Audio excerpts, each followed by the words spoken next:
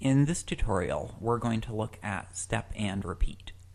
Many parts have some sort of repeated feature. When we draw those parts, we don't want to draw that repeated feature multiple times. We want to draw it once and let the CAD package step and repeat it. So here, for example, we are looking at a flat disk that I drew.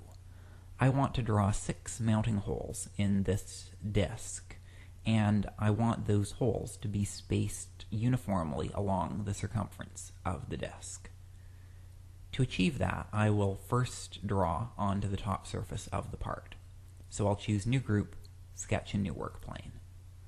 Now, I'll draw one of the holes by choosing Sketch, Circle. I'll place the center of the hole above the center of the disk, vertically. I'll drag it roughly into position, and I'll call that good. So now I want to step that hole about the center of the disk. Before I create the rotation, I have to specify the axis of rotation. We're currently locked on to a work plane, the one that we just created with the group, and it shows us that here. So that means that the axis of rotation is assumed to be normal to the work plane. So that means that the rotation stays in plane. This means that all we have to do is specify the center of rotation. In this case, it's the center of the disk. So I select that point, and I choose New Group, Step Rotating. I've just created 3 copies of my original. I can change the number of copies just by typing it in. So now I have my 6 circles. I want to extrude them to form 6 holes. So I'll choose New Group, Extrude, the same as if I had drawn those individually in a single sketch.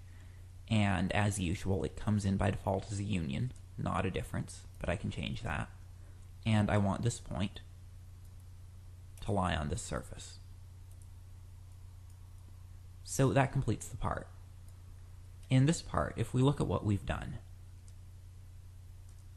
I started with a sketch, and in that sketch I drew a single circle. Then I stepped and repeated that sketch to form my 6 circles, and then I extruded the step and repeat to finish the part. So I can also do this in the opposite order. So if I choose File New and start a new file, then I can draw a part in which I do it the other way. So here, in the XY plane, I'll sketch a datum point, and I'll place it somewhere, and I'll say that it's vertical to the origin. Now, I'll rotate around, and I'll create a new work plane with the origin on that point. And in that work plane, I'll draw a circle. So the reason why I drew that datum point was just to get me a bit away from the origin to start. We can see that I can drag that wherever I want. Now that I have my circle, I can extrude it. And I have a cylinder. So let's say that I want to extrude that cylinder 3 times. I want to have 3 copies of it radially symmetric about the origin. I can get that by saying that I will rotate about this point through this axis, and if I choose New Group, Step Rotating, then we see that I end up with 3 copies. And of course, if I modify any one of them, then they all follow.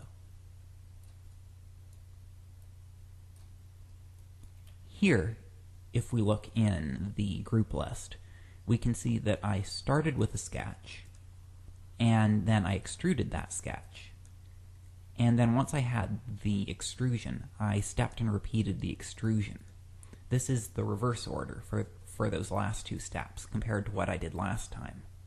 Here, if I had stepped and repeated the circles, then the circles would not all have been in plane. And that means that I couldn't have created the 3 cylinders with a single extrusion. So it was necessary here to step and repeat the extrusion instead of stepping and repeating the circle. So far I've done step and repeats rotating. It's also possible to do them translating. So I'll draw our usual circle. And this time I'll choose a new group, step translating.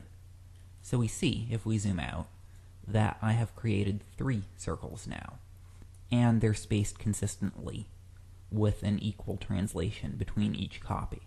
If I drag any one of them, the other follows. Here we see that the copies are all to the right of the original. If instead I wanted the copies to be spaced evenly on either side, then I could show the text window and choose to translate on 2 sides rather than 1 side.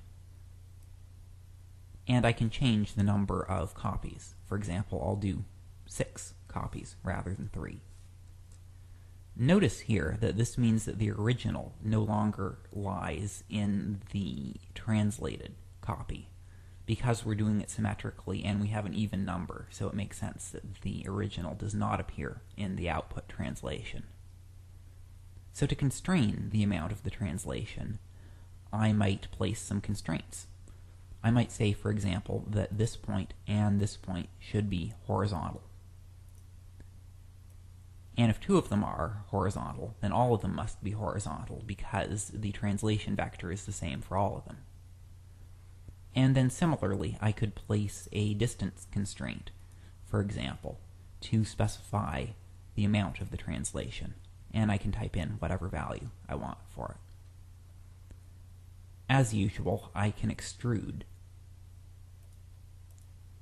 to produce a solid from my sketch.